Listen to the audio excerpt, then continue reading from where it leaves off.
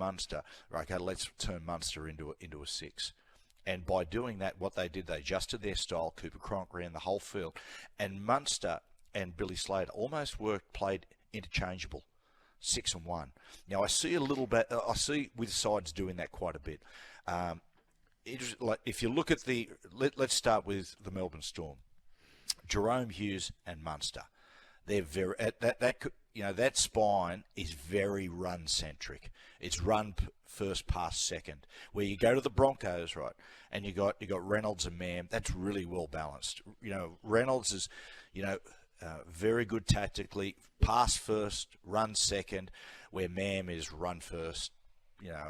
Run first. He's run centric, and then you got Walsh floating in and around that. Very much what we're talking about with Storm in 2017.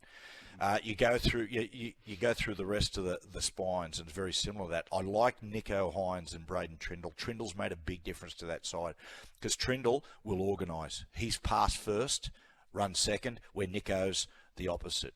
And I tell you what, and very similar to the Roosters now. The Roosters' attack has really improved when Sam Walker has come back in because it's more balanced. Sam Walker, run first. Luke Keary he's got a good running game, Keary, but these days at his age, he's pass first, run second. So it's very, very interesting. Sean Johnson, beautifully balanced player. As he's got older and just lost a metre, still a run threat, but he's developed better as a ball player. And alongside him, Metcalf were outstanding together because Metcalf was a run player. Of course, he's tore his hamstring, and Tamari Martin, I'd say, will go into that 6 jersey. And, he can do a bit of both as well. Where you go, okay, let's talk about the Panthers, Matty, right? So the Panthers, Jerome Luai and Cleary, an outstanding combination. Cleary's run first. Cleary's pass first. Jerome Luai is just run. Now, what happens here is the combination now, you've got Cleary and Cogger. Right? They're both pass first players. And then you put Isaiah Yeo into that. He's a pass first player as well.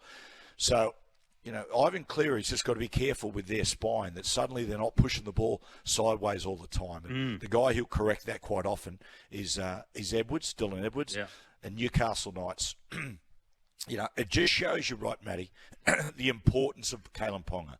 Because whether it's Adam Clune or Jackson Hastings who'll sit alongside Gamble, but all those players are sort of steady pass-first players. Although, I've seen Gamble sort of has improved with his running game the last couple of weeks.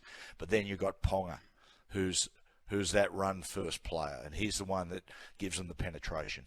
So you got the 6s and 7s, and it's amazing how these days, where you used to be paired up, opposites attract, especially with the styles, and then you've got those that come into play off the back of that. And as you were talking there about the Penrith of so pass-centric, I was thinking, well, okay, who is the man who breaks that up a lot? And it is obviously Dylan Edwards, which sends a heck of a workload his way.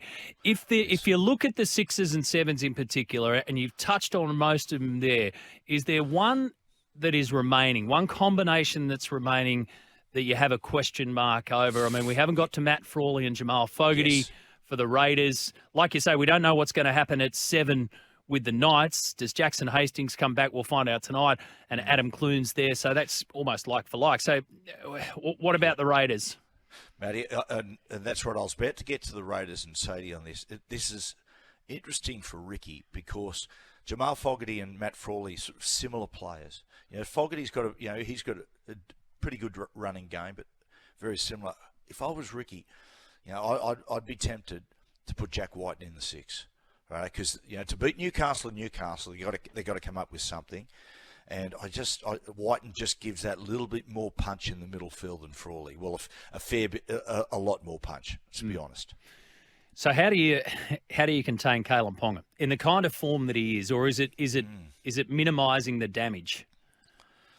Yeah, Matty. Look, one of the big things which hasn't been spoken about a lot in the improvement in the Newcastle Knights and Kalyn Ponga hitting his very peak has been the Newcastle Knights forwards, the improvement in the Newcastle Knights forwards. Cy Feedy, Ben in the line back, Tyson Frizzell back to his best, so on and so forth. They're just, they're just creating momentum and creating space. It's allowing Hastings and Kalyn and Gamble to play nice and straight, and just peel that defence short and make room for Kalyn Ponga. Kalyn Ponga is a left side specialist. Dangerous on the right, yeah. Left side, absolutely lethal. That's going to be the big danger for Canberra. You just can't give him space. Well, what they'll try to do, Canberra, they'll just try to, they'll try to win the battle of yardage, of course, through the middle and slow the Knights forwards up. And from there, they'll just try to jam, I think, outside in on Kalyn. We got your Coach of the Year points earlier, and Andrew Webster's your inaugural Coach of the Year for 2023, and rightly so, I reckon. But when you look at the coaches' matchups in the finals, they're really interesting, and especially this weekend, because you've got those that have worked alongside each other, those that have learnt their trade from those that they're coming up against. So why don't we focus on the Ivan Cleary, Andrew Webster? There's a lot been made about this in the press, and yeah, they're good mates, and that mateship will end. That's professional sport. Get that. But how much do you hold back in your playbook, knowing that the guy you're coaching against essentially gave you his playbook along the way if you are an understudy?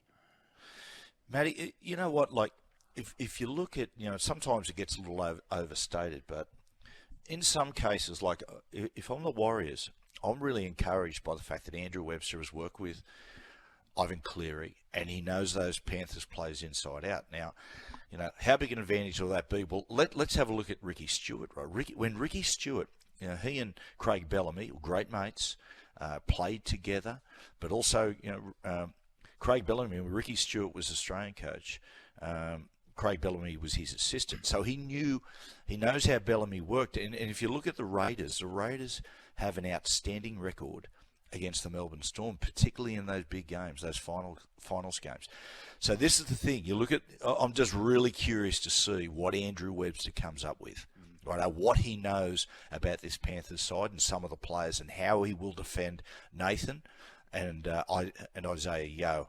It's really, really interesting. So if you go into these finals games, Matty, and particularly from the case in point with teams like Canberra, but particularly the Warriors, if you turn up at Penrith, right, and you do the old, righto boys, let's just go through our processes, you ain't going to beat them, righto? You got to upset them. You got to ruffle their feathers. You got to do something that's going to upset the apple cart. That you can't let Nathan just get out there and find his rhythm straight away. You've got to come up with something defensively to upset him. Now, if you go back to the early 90s, what they used to, when Cliffy Lyons was the best playmaker in the competition in rugby league, what the Raiders would do is that Ricky would sit there, right? He would pull himself out of the defence line a little bit. And the moment Cliffy would call for the football, Ricky would put himself in the defence line and sprint at Napper. And he would put himself a metre or two ahead of the defence line to make him play early. Right?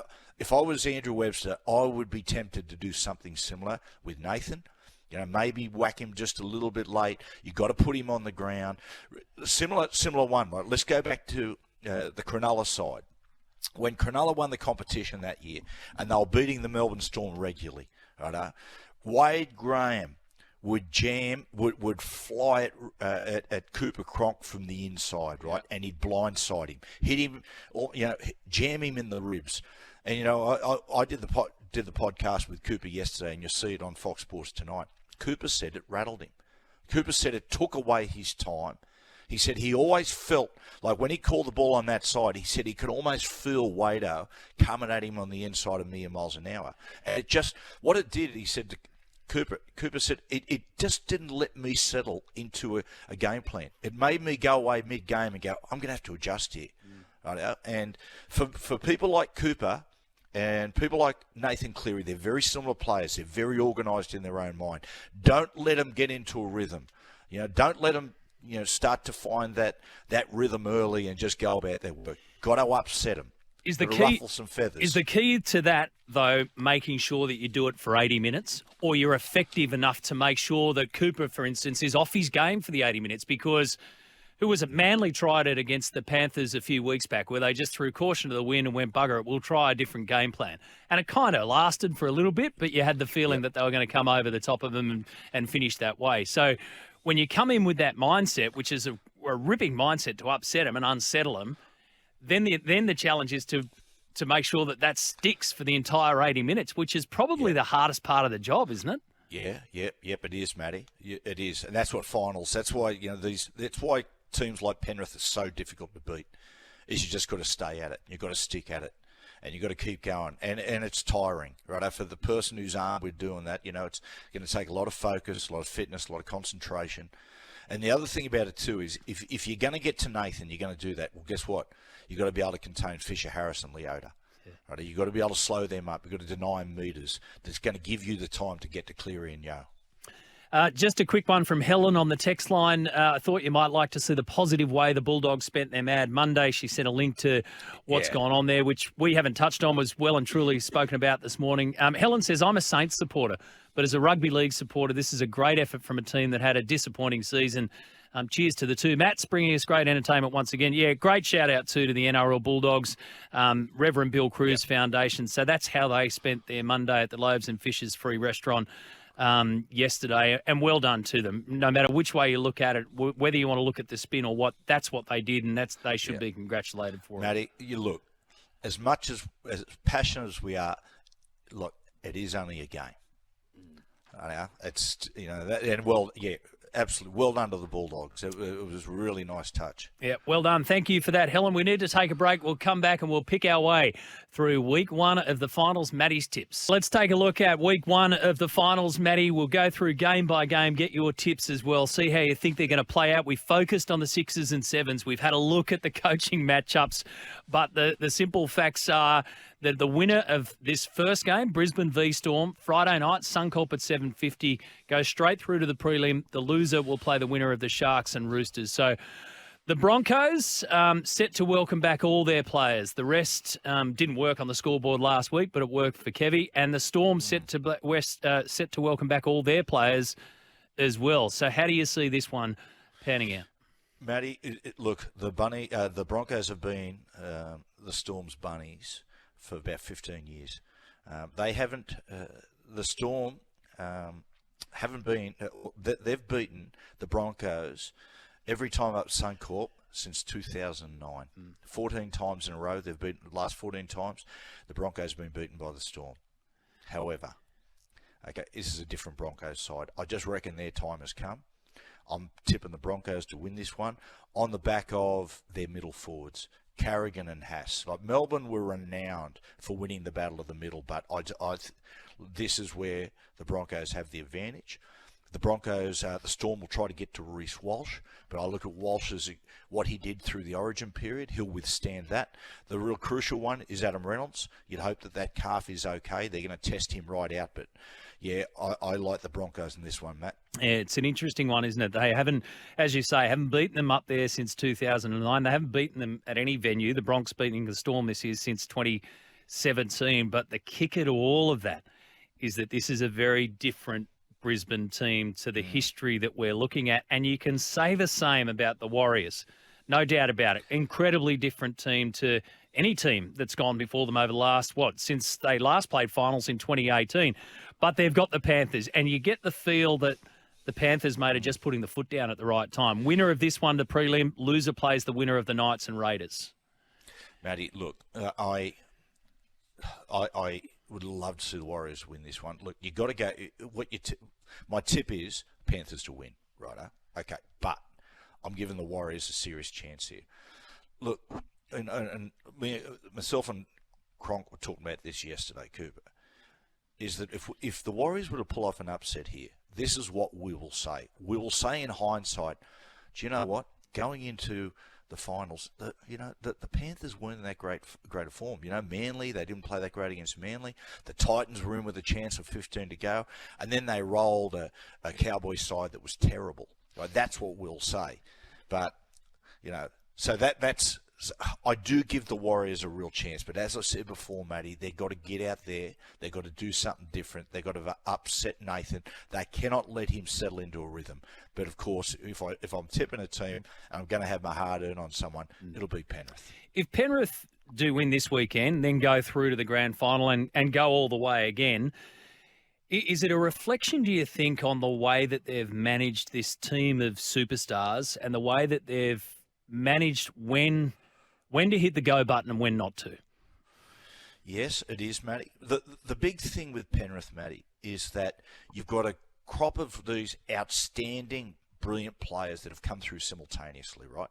And a lot of them that have played together for years and years as young guys, right? So they've come through, and like I said right at the top of the show, is that the first thing you must do is come up with a style of football and a philosophy and principles of how you're going to play football. Now, they've been playing to those principles and those philosophies for years and years, so they know the game inside out. That's why they can play a structured game but play at a million miles an hour. That's been the secret. And look, Cleary, if you go like the Melbourne Storm, incredible era of dominance. The person that sort of held that all together and made it work was Cameron Smith. And Nathan Cleary, you saw a couple of years ago the baton being passed to Nathan Cleary, and he's leading this era of dominance. And look, they're looking to be the first side since Parramatta 81, 82, 83 to go back to back to back. And what makes it even more remarkable, it's in a salary cap era. Yeah, and they've had to shed players, but they've just got that junior nursery. They've got it right, and they just keep producing terrific young players. So Warriors, their first final since 2018. Since then, the Panthers have played in 10 finals matches, including 3 grand finals, and winning 2 of them, which takes us to the Sharks and Roosters. So Saturday points bet, winner of this one will play the Broncos or the Storm, and the loser is out. Connor Tracy in doubt, picking up a knee injury. Will Kennedy still sidelined. So Daniel Atkinson, who's played only 2 NRL games, will likely cover at fullback, and we'll likely see Joey Manu in the Roosters lineup when we get the team list this afternoon. What happens here? Sharks v Roosters, elimination final. Yeah, Connor Tracy's a real loss. He was chipping in with a fair bit of ball playing with Trindle and Nico Hines. Took a lot of pressure off Nico, so that's a big loss. The thing about the Roosters, Matty, is their most important players are starting to find their top form, and that's why I'm leaning to the Roosters. Even Cronulla's a hard place to win, a hostile environment, but you've got a lot of really experienced players there in the Roosters that have played a lot of big games. Manu coming into this, if he comes into the side, that's a huge in. Brandon Smith starting to play his best football. Sam Walker is playing the best football I've seen him play at NRL level in the last couple of weeks. And and as a consequence, you're seeing Keary playing great football. Yeah, I like the Roosters. Knights v Raiders will be the final match of week 1 of the finals. Sunday afternoon at McDonald Jones, the joint will be jumping. The winner of this one will play either Penrith or the Warriors, and of course the loser is out. So Knights, they'll be at full strength. Raiders, we know Seb Chris has copped that 5-match ban. So what happens here? Albert Hopewadi possibly comes into the wing. What do they do with Jack Whiten? Does Ricky take a gamble on this one? There's a few questions, and how do they stop the white-hot form of Kalyn Ponga? Matty, okay, this game looks just so straightforward. But Ricky will have the Raiders primed. You can see he's painting the narrative already. They don't want us in the finals. They don't want us there. Nobody's given us a chance. Have a look at these guys. Mate, Ponga's a freak. I tell you what, boys. Let's go up there, a full house, and let's knock them over. Right? Newcastle, this is a real test of Newcastle's nerve. Go into this game full house at McDonald Jones Stadium, and a full house, all those fans are expecting the Knights to win. Okay, that's pressure. The pressure's on Newcastle in there. It's a big test of their nerve. And as I said before, Ricky's going to build this siege mentality. Look, Newcastle can't be if this makes sense. Newcastle cannot be in a rush to win this game. All right, they've got to be able to sit in the grind and grind away, and those little bits of magic that Kalyn's capable of, don't force those. They'll just happen. They'll just happen naturally. I'm anticipating this to be a really tough game. I see Newcastle winning on the back of that. I think they'll wear away from the Ponga situation. The Ponga, that's obvious. His talent is obvious, but just the fact that no Josh Papali'i and no Corey Horsburgh in that middle leaves them vulnerable to a Newcastle pack who are firing. Yeah, you'd love to be a fly on the wall in Ricky Stewart's week leading up to this one, invoking the siege mentality spirit of, I don't know, Tuvey, Leighton Hewitt. I mean, roll them all into one, or just Ricky. Matty, I'll use Matty. I'll use a story. In 1990, the Knights, I believe it not, yes, it was 1990. We're on the cusp of playing finals. They're beating everyone, right? And what had happened? It was a day if you remember at the back end, right at the end of 1989, Newcastle was devastated with an earthquake. And what we did at Newcastle Knights, the side was flying, and they did a day where it was remembering the heroes of the earthquake. It was a really big day. It was a full house, and we're playing Penrith. What Phil Gould did, he said to Penrith, we're not going to go to the ground early. Right? What they did, they actually went down, they went to the beach, right? Had a bit of a swim. They got up, they got showered, they got their ankles taped on the bus, and they literally arrived for the game and went out there and beat Newcastle. They just didn't get caught up in the atmosphere. It was literally a hit and run mission, which they pulled it off. This will be what, Ricky, I think that'll be his theme, right? Listen, we're going to go to Newcastle, full house, and we're going to cause an upset. And, I'll come back to the fact, it's a big test of Newcastle's nerve. Yeah, sure is. Good on you, mate. Good fun this morning. We've got our winners for week 1 of the finals. Have a good week. A good show on Friday, and we'll do it again next week. Good on you, lads. Loved it.